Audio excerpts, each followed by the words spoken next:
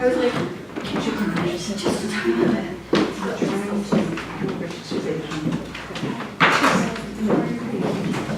trying to so many take a lot of classes and my husband says you spend too much money doing this. She said, I have a solution, but it doesn't solve.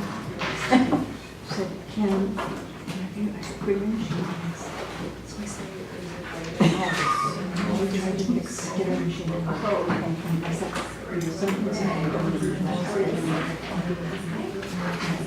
did you get it? She's yours. She was sewing candles. She's yours forever. She is. Yeah.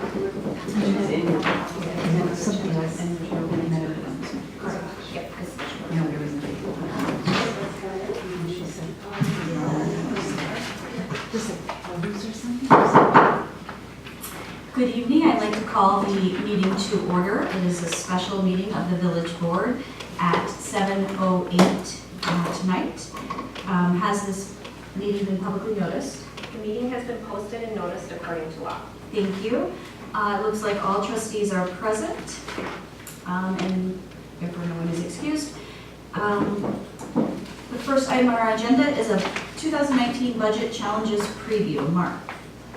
You want to introduce this, Rebecca? Or do you want me to take it? You are welcome. All right. Been some discussion this year to prepare a synopsis of what we see at this time of year, looking forward to our 2019 budget.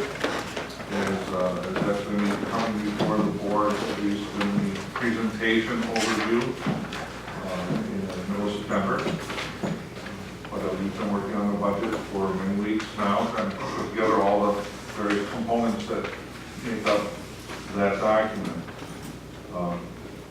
So I took a stab at putting together a budget challenges preview for the board, kind of get a head start at the process itself, and then some of the more specifics to what we see in this year's budget. So first page is really an overview. You know, there's a lot of issues that the village faces. Some of them are specific to 2019, but many are recurring. And that first challenge is that we're a mature community that's effectively fully built out. And what that means is that we're not adding 200 house subdivisions in farm fields that defer the tax, broaden and defer the tax base across more and more residents. But because we're a mature community, our same residents really have to continue to bear the cost of increases in property taxes over time, because they are, again, they're the ones that live in the community. Our costs are not being paid through, again, adding different subdivisions. So that's kind of the first challenge, and that's every year. That's Shorewood is any really mature community. We do have some growth in our TIF districts. Eventually that'll help ease and defray the property tax costs when those districts close, but right now those added values are in the TIF district paying for those developments and incentive programs and various other activities in accordance with those TIF project plans. The second challenge is that, and probably not so much unique to Shorewood, but maybe a little more broadly to Wisconsin, we're about 75% dependent on property taxes. It is a very large chunk of our revenue stream. So when costs go up, or other revenues go down, we rely very heavily on property taxes to make up the difference for that. The state aids are about 10% of the village's revenues. Those have been fairly flat. Thank goodness they have not really been going down. So that's a somewhat bit of a minor victory. And the remaining 50% of the village's annual funding comes from various licenses, permits, other charges, and other miscellaneous revenues. But those also have been relatively flat as they're somewhat recurring in nature, from bartending licenses to permit fees for standard home renovations, to parking tickets, to the whole gamut of fines and fees that you'll see in the upcoming budget. So not a lot of movement on those items. We will be presenting some opportunities to perhaps influence some of that later tonight. But as a general nature, nothing changes unless we take action to make it change. The third challenge really is that the component cost of our operating budget, we've got, again, a pretty small organization as far as municipal governments go. 50% of our costs are salary and benefit costs for staff, which is actually kind of low. But not to be lost on that is 30% of our costs are also for contracted services in the fire department, the health department, dispatch communications, services that other communities may pay for through direct salary and benefit costs. So those two items put together is 80% of the municipal budget. The remaining 20% include a lot of core operational items like refuse disposal, street maintenance, crossing guards, village attorney, village assessor, auditing services, grounds and parks, grass cutting, and landscaping maintenance, computer licenses, software for other municipal systems. So the takeaway from that is, any significant or sustainable cuts to expenditures are very likely to involve staff cuts, which may also be accompanied by changes of service level reductions.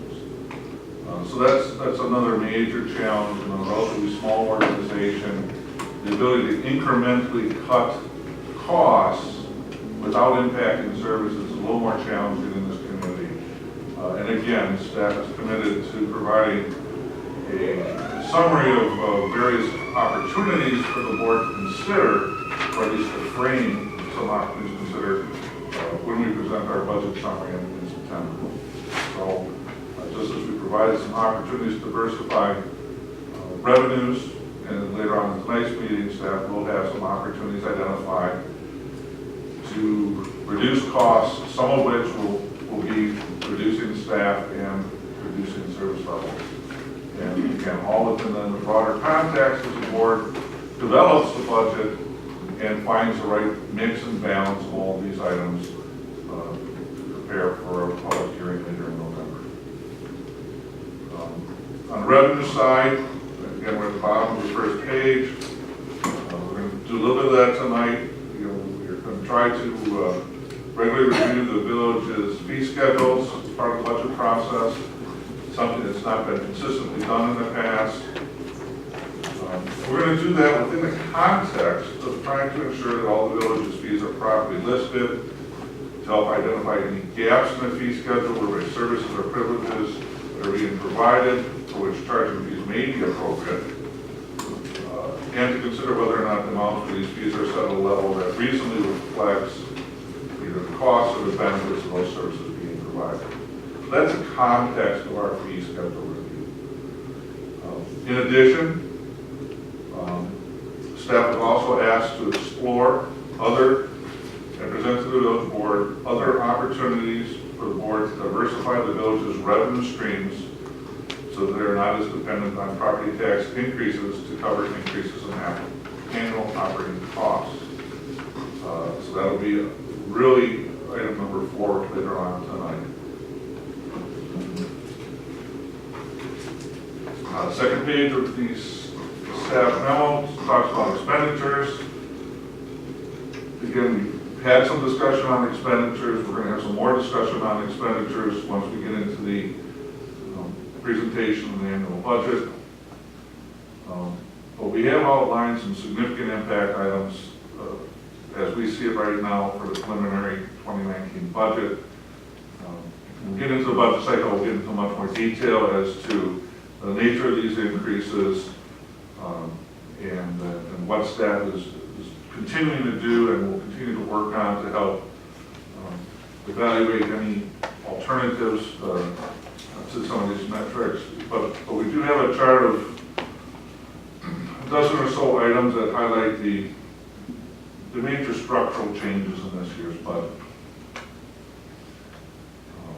I don't know that I need to go through them separately, but as you can see, a lot of those are pretty core services.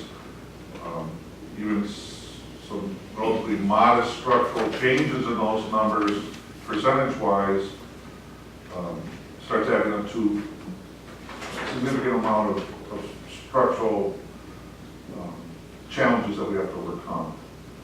Now, I also bring up that, you know, when you look at this in the context of, well, what of these services are in the finance department's budget or the clerk's budget, you're not going to see much. These are in our specialty areas that offer general community services, obviously health insurance, workers' comp insurance, and some of the staff wages things split across all departments. But again, we try to take that look at it from a global view because of the trends are what's driving the change. And that is changes our workers' comp rate, our health insurance rates, and union contracts, things of that. So again, we'll look at more of those in detail in a couple of weeks. But I did want to outline just kind of a preamble to a big budget process coming up later in September. These are the challenges that staff is trying to work through right now, trying to tighten up the belt as much as we can before we get into the post-budget for the village board to start deliberating on. Mark? Yeah. Quick question. Does anyone have any questions on what's presented for the 2019 budget challenges? Trustee McKay. Yeah, I just made a note. Could you explain what the capital increase is? Right now, we went through an initiatives process. We've identified a multitude of initiatives the board would like to engage in that have been costed out and programmed in, plus all the other capital maintenance items, as well as the asset replacement schedule. Our benchmark for those costs is about $700,000 in annual revenues, and right now that is, when compared to last year, we came in at $670,000. Is this the small capital that's in our operating budget of $500,000? I think that's what Trustee McKay is asking, or does it encompass the long-range plan also? This is small capital. It's our annual capital budget. So those increases are tied to consensus that came, you're projecting it based on discussions that the board has had and expressed support. Asset replacement schedules, things of that nature. Yeah. Okay.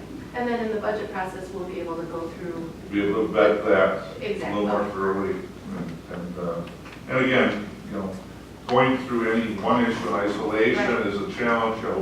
We'll have the comprehensive picture put together for you. We'll incorporate any direction that we get tonight. I'll have time to incorporate that into the budget, and then we'll go from there. Does anybody else have questions?